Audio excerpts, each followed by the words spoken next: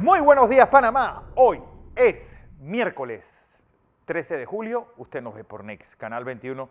Nos escucha por KW Continente. Un día, en que habrá que aguantar la respiración. Hoy, pues han anunciado varios sectores que seguirán en las calles y que, pues, habrá protestas adicionales porque es esta huelga de 24 horas decretada por el Suntrack para el día de hoy, una huelga de advertencia, en un momento en el cual el gobierno pues, da palos de ciego. Ayer pues manda esta propuesta, o lanza esta propuesta,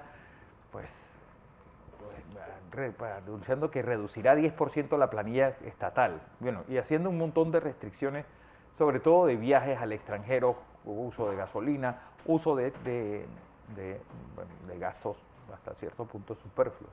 Es suficiente en estas negociaciones en Santiago, donde ya van por 83 propuestas. Es decir, vamos a hablar con sinceridad. Realmente el país da para eso y hasta dónde queremos llegar con estas jornadas de protestas y qué está jugándose realmente en las calles. Un momento en que Japón pide a Shinzo Abe aparecen nuevos videos sobre lo ocurrido en esa masacre de Uvalde, Texas. Duros. Realmente es la pregunta que se hacen los americanos. ¿Hubo negligencia policial? Don José. Buenos días, Fernando. Buenos días. Buenos días a toda nuestra audiencia que nos sigue en radio, en KW Continente Radio y en Canal 21 Next TV. Miércoles 13 de julio del año 2022. Oiga, Fernando, vamos a hablar de todo lo que está ocurriendo. Estamos seriamente atentos a todo lo que está ocurriendo. Bueno, además, pero hay unas cosas... Algo importante. 9, 2, 1 y 8 decenas sugeridas para hoy. Eso es importante. Eso es importante. Entre otras cosas. Usted que es un hombre que ha recorrido el mundo, conoce bien Nueva York. Menos de lo que quisiera. Pero bueno, Nueva York es Nueva York. Para mí, una de las grandes urbes del mundo. Ayer se dio uno de los espectáculos más hermosos que Manhattan le puede ofrecer al mundo. Lo que se conoce en inglés como el Manhattan Henge, que es la puesta del sol. Acuérdense que estamos en solsticio, es el solsticio de Manhattan, de verano, pero se llama así. Manhattan porque entre la avenida Interpark Avenue, la avenida Park, y la calle 42, cuando se pone el sol, se ilumina la avenida con la luz que el sol decayendo sobre esa casa. Está por ahí por donde está el Lincoln, ese edificio que usted ve así en punta. No el Empire State, el Lincoln, Chrysler. El Chrysler. Y es uno de los grandes espectáculos que aparece. Y cuando los arquitectos pensaban en el neologismo resto de la ciudad. Este neologismo de Manhattan viene de Inglaterra, donde había unas rocas que se llama Stone Age, que ahí pagaban y se veía este mismo fenómeno en el solsticio. Bueno, igual si vas al Parque del Retiro en Madrid, vas a ver el lago donde hay 4 columnas. Cada columna es los 2 solsticios y los 2 equinoccios. Queda el sol exactamente encima. Son bellezas. Son bellezas. Pero aquí en Panamá. Gratuita. También había una belleza de luna hoy. Luna llena, oculta, con una discreción, la luna ocultando su belleza y de vez en cuando mostrándola cuando usted pasa por entre la luna, el canal, Cerro Halcón y el mar. Se produce uno de los espectáculos más hermosos que usted puede ver. Como hermoso es nuestra patria. ¿Ven? Ahora le hablo sobre esto. Bien. Pero bueno, también, atención, José, porque la Asamblea Nacional también ha enviado un comunicado al país anunciando cuáles van a ser sus contención de gasto. Pues se suspenden paros de horas extras, compra de nuevos equipos, suspensión de seminarios, suspensión de viajes, suspensión de viajes y viáticos. También se suspenden aumentos salariales y nombramientos, se suspenden contratos de proveedores, suspensión inmediata de servicios de publicidad, y la Junta Directiva aprobó igualmente reducción del 50% en el renglón de consumo de combustible de la flota institucional, además del control del consumo de electricidad. Entonces no habrá horas extra. Son el comunicado enviado hoy por la Asamblea Nacional. Bien, déjeme darle unas pinceladas, porque eso es lo que hacemos nosotros, abstraer de la generalidad que hay en el mundo, de las cosas que tienen una vinculación directa con la dinámica social global y que tienen una dinámica, impacto en nuestra sociedad, ¿no? Le vuelvo a hablar de Sri Lanka. Recuérdese lo que pasó el fin de semana, ¿no? Una multitud asaltó el palacio, el presidente salió, no voy a decir el nombre porque es complicado decir los nombres, salió huyendo. Él y el hermano, que también había sido primer ministro. Salieron huyendo y después del tumulto y quedó Sri Lanka y el primer ministro había renunciado y no se sabía nada. Bueno, ayer, en medio de la confusión y del caos generalizado, asume la conducción del Estado el primer ministro, que había sido depuesto. ¿Por qué? Porque alguien tiene que dirigir la nave mientras cualquiera sea el resultado que obtenga. Recuerde que Sri Lanka viene de un proceso largo de protestas y de malversación de fondos y protestas que ya daban con la escasez de combustible, de alimentos. No era que no había plata nada más para comprar, no. Aparte de la inflación, aparte de eso, no había nada. La situación se llevó a tal punto que tumbaron el gobierno y después tuvieron que volver a ponerlo. Ahí está el primer ministro. Este es cuando las cosas se salen de control. Entonces alguien tiene que poner orden en cualquiera sea la salida que ese pueblo de 22 millones de habitantes se merece. Pero también, para que usted tenga una idea de lo que está ocurriendo, porque el salto del mundo, porque esto no está pasando, esto que usted está viendo en Panamá, tómelo como lo que es. Este no es un asalto al poder. Estas son las manifestaciones que un pueblo hace a su dirigencia, sí, con el objetivo que lo vea. Si usted le quiere poner, porque tiene algún interés, pone otro ingrediente, usted contribuye a la confusión. Entonces, ser objetivo en el mundo y ser objetivo en el país es complicado, porque los radicales comienzan entonces a tacharlo a usted, porque en el fondo no quieren un debate sincero. Por eso que les recomiendo que se lean la columna editorial de hoy de Gerardo Berroa de la Estrella de Panamá. Prestar atención, sobre todo el sector privado panameño, que lo estoy viendo radicalizado. Ahora lo cuento. Sobre quién estas protestas contra quién van y a quién tiene que resolver los problemas. No, señores del sector privado, la dirección del sector privado. Este no es un problema del gobierno del presidente Cortizo solamente, es un problema de todos, y particularmente ustedes. Hay 83 demandas, de las cuales una es aumento general de salario. Y otro congelamiento de todos los precios. Congelamiento de los precios. Y dígame si eso no nos afecta a ustedes. Oximorón total. Para que vamos aterrizando en esto. Bien, mire, le cuento algunas cosas, para que usted vea cómo la democracia está siendo asediada. Vamos a arrancar por los Estados Unidos. Ayer, en la audiencia del 6 de enero, conocimos de nuevas cosas.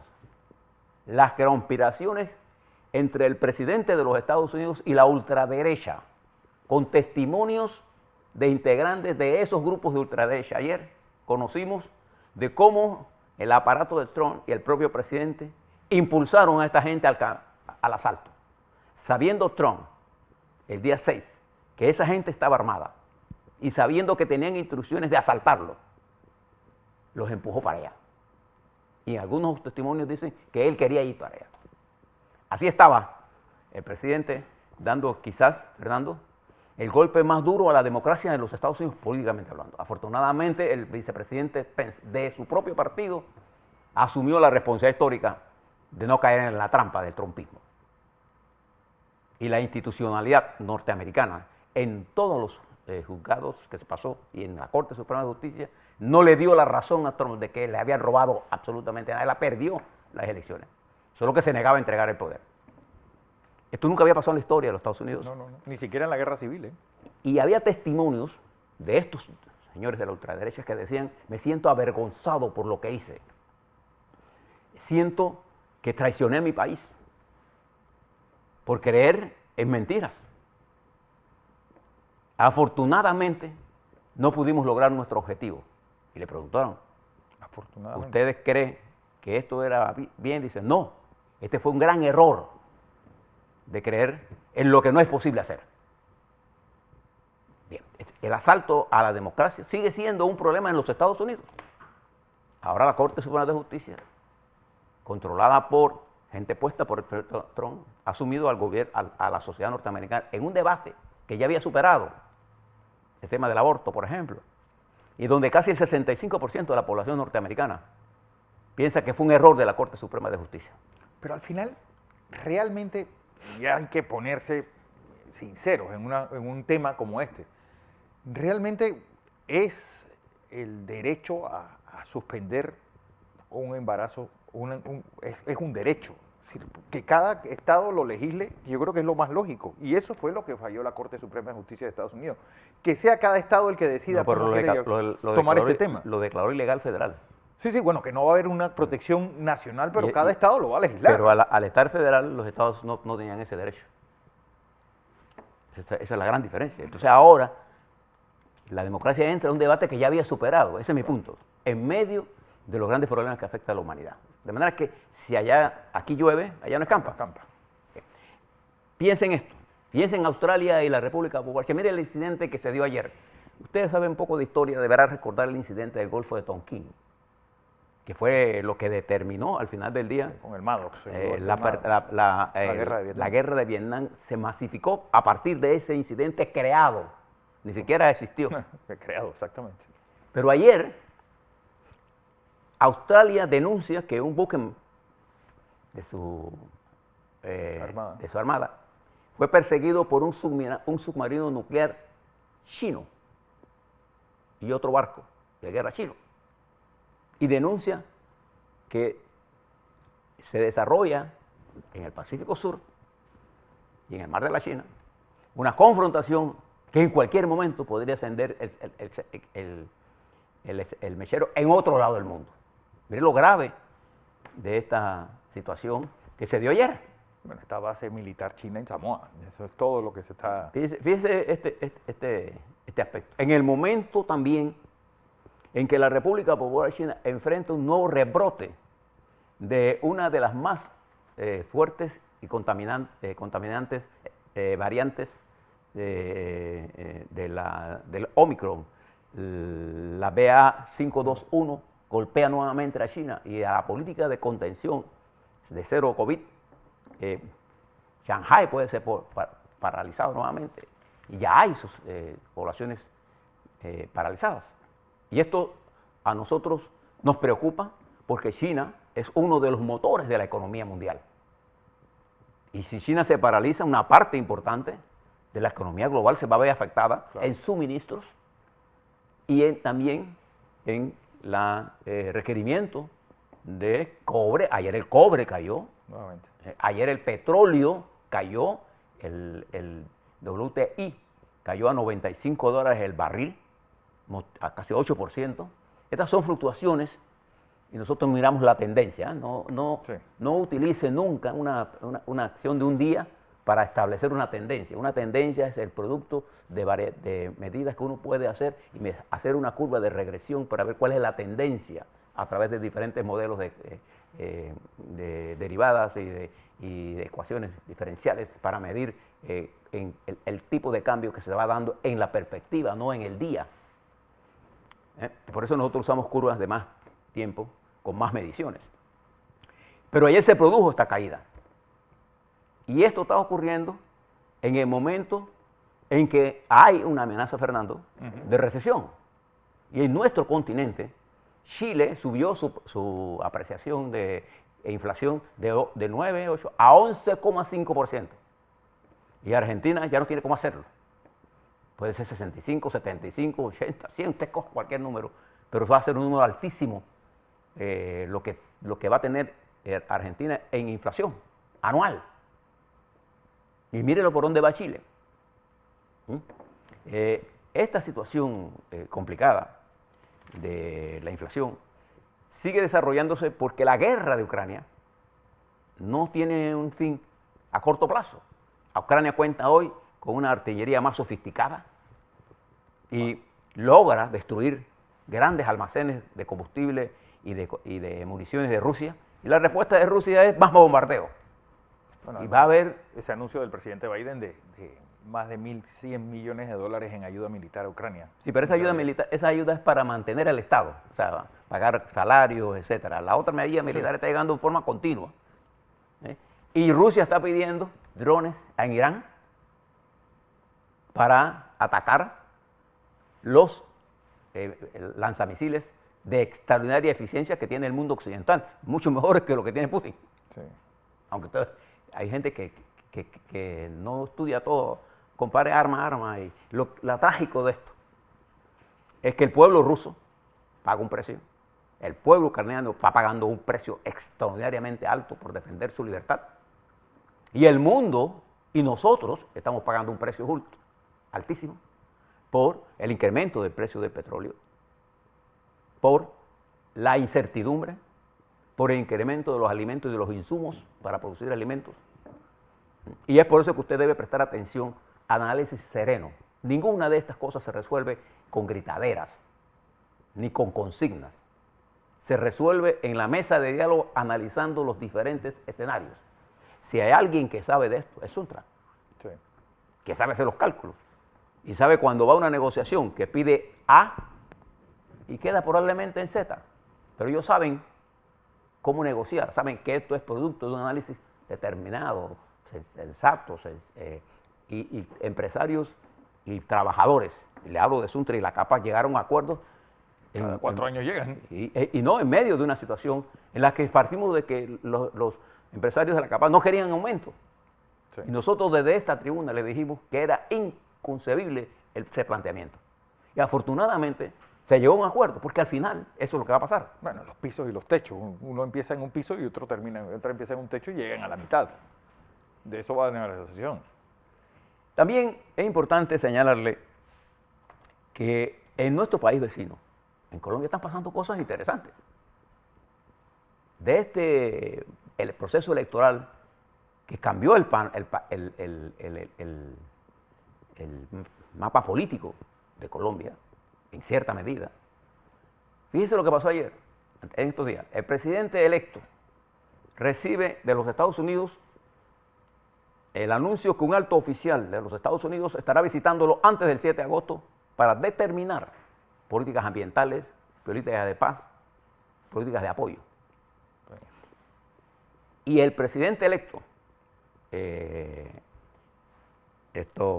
nombra como embajador de Colombia en los Estados Unidos, el puesto diplomático Más importante. más importante en esta región, es el embajador que usted tenga en Estados Unidos. Estados Unidos, nombra a Luis Alberto Murillo.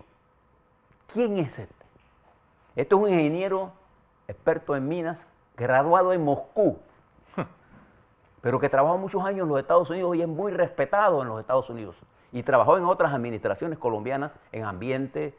Es un ingeniero, es el primer embajador colombiano de origen, es un afrodescendiente. Sí, y que no viene de las Chocó, familias de abolengo Chocó, que han sido las que siempre han tenido ese puesto. que fue además parte de un equipo de trabajo del MIT, Wow. pero afro.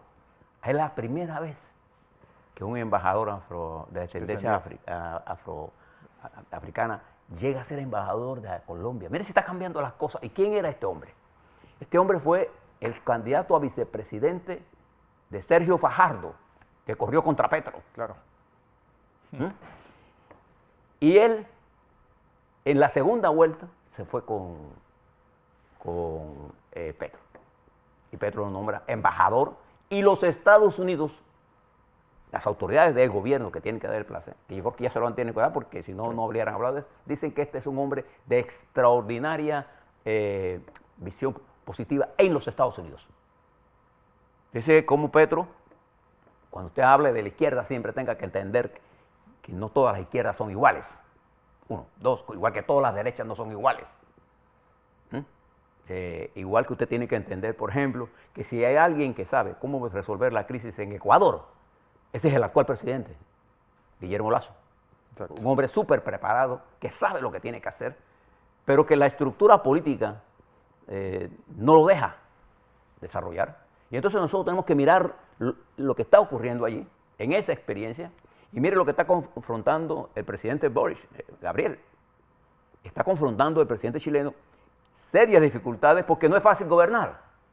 Es fácil hacer propuestas sin estudiar a fondo los problemas. Por eso nosotros le brindamos todo esto para que usted estudie lo que está ocurriendo.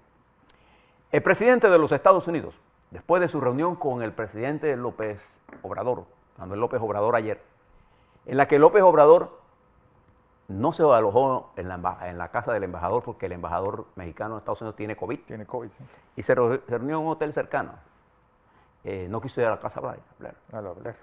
Que también es la casa que se hospedan los presidentes. No sé si estaba invitado, pero se quedó en un hotel. Y de ahí desde la ventana comenzó a saludar a los mexicanos que estaban tomándole fotos ahí. Pero la reunión con Biden fue una reunión, López Obrador habló media hora seguida. Usted sabe que en estas conversaciones uno tiene que ser, sobre todo si está frente a los medios, la diplomacia le enseña a uno que uno habla 3 palabras, 3 minutos y deja que el otro hable. Pues. Media hora le disparó toda su agenda. Y las respuestas de Biden fueron estas.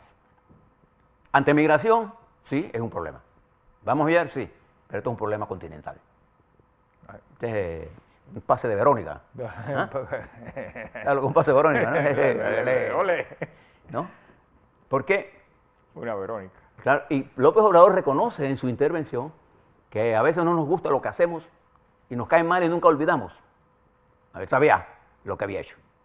Porque de migración, de eso se trató la cumbre de las Américas en Los Ángeles. A la que no fue. A la que él no quiso ir por defender a Cuba, a Venezuela y a Nicaragua. Esa es la realidad política. Entonces ahí no hubo solución. ¿Por qué no iba a haber solución? Es que en estos dos presidentes no hay química. Y sobre todo en los Estados Unidos, que va a una campaña, nosotros que negociamos los tratados Torrijos-Carter, sabemos lo que significan las campañas intermedias y el peso que tienen las decisiones políticas. No hay Senado de Estados Unidos que vaya a aprobar nada de migración en estas elecciones que vienen. Ninguno. Entonces nosotros tuvimos que incluso entender la dinámica política electoral de los Estados Unidos para empujar los tratados. Por otro lado, el presidente, terminada esta reunión, salió para Israel en una de las misiones más complicadas y a la que tiene que venir con algunas cosas importantes. Va a Israel, que es un país clave en la estabilidad de la región. No solamente, sino el impacto, la relación que tiene Israel con Rusia es interesante. La relación que tiene Israel en todo lo que está ocurriendo. Y él va solamente a Israel, va a Palestina, a hablar con Abbas, y va a hablar con Benedetti, el primer ministro en funciones, hasta que se hagan las elecciones, y va a Arabia Saudita, ya los Estados Unidos, y ya en Europa está la secretaria del Tesoro de los Estados Unidos buscando cómo endurecer las acciones para que las sanciones económicas contra Putin tengan mayor efectividad. Pero aquí Putin va a buscar petróleo. Sí. Y el apoyo de Israel para el desarrollo del suministro de gas a Europa. O sea, esta es una misión altamente dedicada, vamos a prestarle atención, porque esta es parte de la nueva geopolítica que se está abriendo, mientras el presidente Putin va a tener una reunión con Turquía, con Irán y él.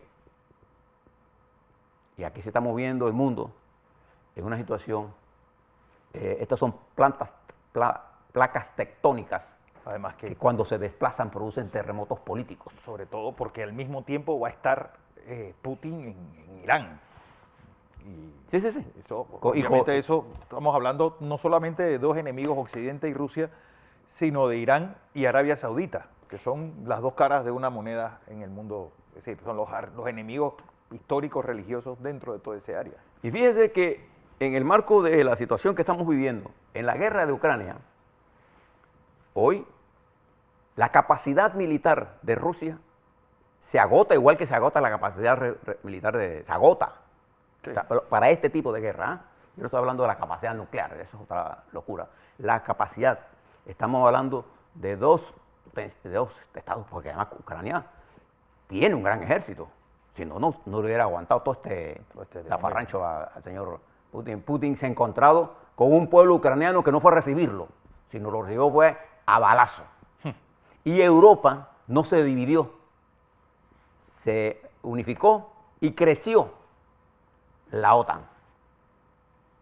Y Ucrania se ha convertido en el talón de Aquiles de él y provocó la más grande serie de medidas financieras y económicas que recuerda a la humanidad. Esta es una guerra sin precedentes.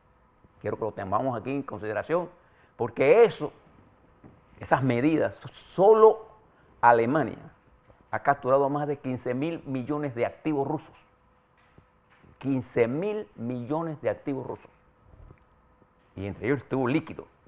Entonces se está produciendo un cambio en el patrón de consumo del gas natural de Rusia y del petróleo en apoyo al petróleo que producimos en América, al gas natural que se produce en América y al gas natural que se produce en el norte de África, rico en minerales. Pero se produce también en medio de una caída del Producto Interno Bruto en la República Popular China. Baja la demanda, ¿sí? Entonces la oferta tiene que bajar el precio. Y eso es lo que está ocurriendo con el petróleo. ¿Cuán permanente es esto? Vivimos en un mundo de alto nivel de incertidumbre. Y la incertidumbre genera riesgo. Y el riesgo genera todo esto que usted está mirando. Todo esto que usted está mirando. Y es aquí donde entonces se requiere la inteligencia de todos los panameños y de toda la humanidad para buscar la paz, pero no a costa de eliminar naciones, buscar la paz para el desarrollo, buscar el desarrollo integral, devolver las democracias al mundo y buscar un camino común, respetando las desigualdades. Y entonces todo descripción que le hagan a ustedes de estigmatizar la derecha o la izquierda, miramos siempre es la eficiencia del sistema que se instaló, del gobierno que se instaló, Fernando. Claro. No tenemos porque decir que esto es una conspiración cubano-rusa o venezolana. Cuba no tiene ni para resolver los problemas de ellos. No, que lo está pagando alguien, eso no lo está pagando nadie, esto está fuera de control. Sí, hay objetivamente situaciones que obligan a los pueblos a protestar. No solamente nosotros, Macron por más de 2 años enfrentó a los chalecos amarillos. Los chalecos amarillos y se religió. Perdió el control local, porque la política local, la derecha y la izquierda radical subieron, pero él mantuvo el control del Estado. O sea, la democracia de Boris Johnson, hoy comienza el proceso de escogencia del liderazgo del partido. Hay entre 8 o 10 candidatos y deben de reducirse a 2 para que el Partido Conservador, por correo, vote. Por allá por el 5 de septiembre tendrá un nuevo dirigente, el partido, que gane a la conducción, la persona. Y esa persona, porque el Partido Conservador tiene mayoría, 359 miembros del Parlamento en la Cámara Baja, lo nombrarán primer ministro en reemplazo de Boris Johnson. Así funcionan las democracias. Eso no pasa en Rusia. No importa cuántos errores cometa Putin. Ahí no hay forma de bajarlo si no hay una conspiración interna. Y les advierto que ya Lukashenko sabe lo que le está ocurriendo en Bielorrusia. Está clarito. De manera que en este mundo complicado, a la vuelta, Fernando, vamos a hablar del complicado mundo de nosotros. Y vamos a hablar con ecuanimidad. Porque si llevamos, como decía Fernando al principio, los mensajes del desastre o de la crisis o de que es inminente el colapso, nada de eso va a pasar. Hay una protesta que hay que prestarle atención, claro, sin duda alguna. Nosotros hemos tenido protestas más grandes que estas. Sí, no se engañen. Entonces no maximicemos esto, sino busquemos una solución. Porque la solución política se va a dar en el 2014, el 2024. Y nos tomará 4 o 5 meses definir quién es el próximo gobierno. El problema está ahora, en la que nuestra gente tiene que poner la paila. No solamente nuestra gente, nuestros pequeños, medianos empresarios, nuestros trabajadores. Vamos a analizar la dinámica política panameña a la vuelta. con Así ustedes. es.